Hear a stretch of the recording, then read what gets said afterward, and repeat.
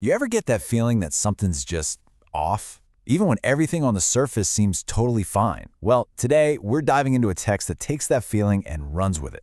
It's called the Day of Yahuah, and it's basically a proclamation with a message of extreme urgency. Now, just a heads up, you're going to hear some specific names like Yahuah and Ya'aqob. They are super important to this text message, and we'll break down what they mean as we go. So this document doesn't ease you in gently. Not at all. It kicks things off immediately with this quote from the prophet Jeremiah. The whole point is to shatter any false sense of security you might have. It's suggesting that the peace we think we see might just be covering up a much, much deeper problem. And that idea, well, that's the launch pad for the entire warning that follows. All right, so here's our game plan for breaking this down. We'll start with the main warning itself. Then we'll dig into these two opposing paths, the two destinies. After that, we'll see how the text redefines a really key identity, a people, not a place. Then we'll look at its argument about commands, and finally we'll get to the urgent choice it says everyone has to make. Okay, let's get right to the heart of this message. You have to understand this isn't being presented as some philosophical idea to just ponder. It's framed as a time-sensitive, urgent warning. The core theme is that some kind of critical deadline is fast approaching, and just ignoring it, well, that's not really presented as an option. And here's the core statement. The day of Yahuah is near. But right away, there's a huge catch. The text insists this event is not going to happen the way people imagine it will, especially not the way it says the teachers of comfort have described it. This idea that something huge and totally unexpected is coming is what fuels the urgency of the entire message.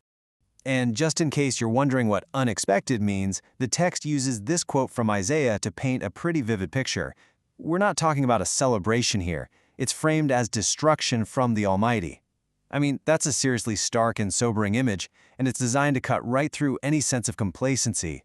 So if you're faced with a warning like that, what are you supposed to do? Well, the proclamation argues it's not about just sitting back and waiting. Instead, it lays out a fundamental choice, framing pretty much all of human destiny as a decision between two completely different paths. The text gives these paths a name, the two heights. You can think of them as two competing blueprints for civilization. Each one has its own values, its own foundation, and, this is the most important part, its own inescapable outcome. And here are the two paths, laid out side by side. On one hand, you have the height of Yaakov. It's presented as a kingdom built on wisdom where the name of Yahweh is exalted. The outcome? Restoration.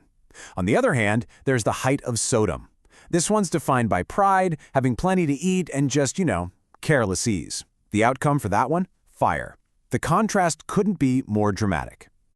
Now, this choice between two different paths naturally makes you wonder about the people who walk on them. And that's exactly where the text goes next.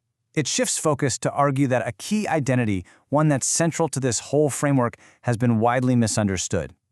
And that brings us to the big question. Who, or what, exactly is Yisrael in the context of this proclamation? The answer it provides is absolutely crucial for understanding the rest of its message. According to this source, Yisrael is not a modern political country. Instead, it's defined as a spiritual people. They're the fulfillment of the promise made to Abraham, a community called out from every single nation, and ultimately, they're the remnant that shall be saved. So we're talking about a global, scattered people who are defined by their faith, not by their geography. And to really hammer this point home, the proclamation uses this quote from the book of Romans.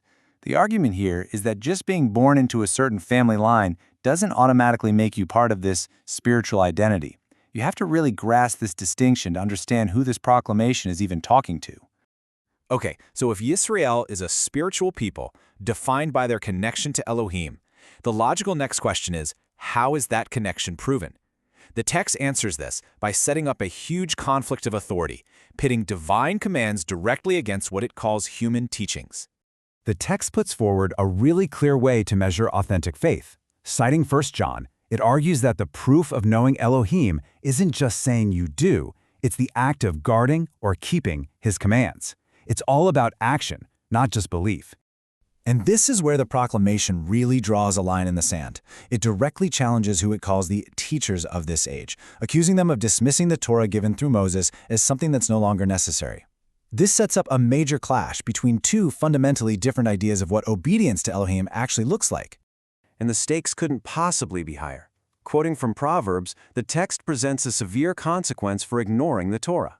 It argues this isn't some minor disagreement. It's something that fundamentally invalidates a person's worship. So all of this, the warning, the two paths, the true identity, the call to obedience, it all builds up to one final point. This isn't just a theological lecture, it's a direct and urgent appeal for a decision. So what's the big takeaway from all this?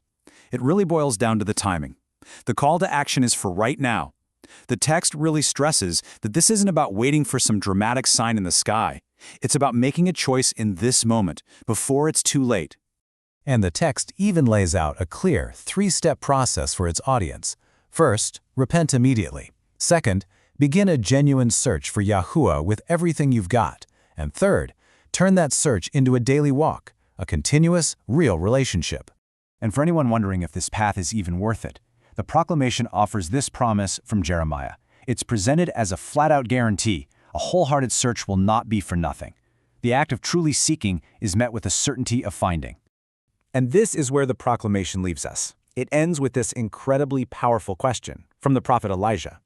It forces the reader to confront that choice we talked about, between the two heights, the two authorities, and the two destinies. It's a final, provocative call to stop hesitating and make a definitive choice.